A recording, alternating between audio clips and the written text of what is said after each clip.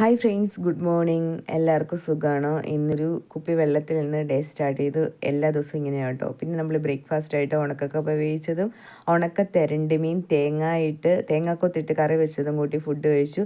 പിന്നെ നമ്മൾ ഒരു ഗ്ലാസ് കട്ടൻ കാപ്പി കുടിച്ചു. എനിക്കാണെങ്കിൽ ഈ ഉണക്കക്കപ്പ വേവിച്ച് ഒട്ടും ഇഷ്ടമില്ല കേട്ടോ.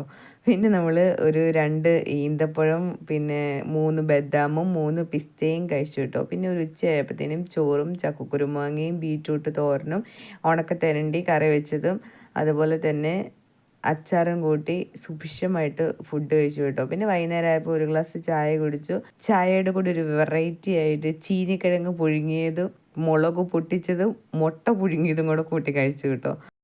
പിന്നെ ഒരു 6 മണിയായപ്പോൾ ഒരു കഷ്ണം പൈനാപ്പിളിൻ്റെ പീസും കൂടെ കഴിച്ചു. പിന്നെ ഒരു 10 മണിയൊക്കെ ആയപ്പോഴത്തേനും ചോറുണ്ട്. ചോറിന് ഉച്ചക്കത്തെ സെയിം കറിയായിരുന്നു. ഉണക്കക്കുറിശി വറുത്തത് മാത്രമുള്ളായിരുന്നു കുറച്ച് വെറൈറ്റി ആയിട്ട് കേട്ടോ. അപ്പോൾ ഓക്കെ, ബൈ ഫ്രണ്ട്സ്. ഇന്നത്തെ ഫുഡ് കഴിച്ചു.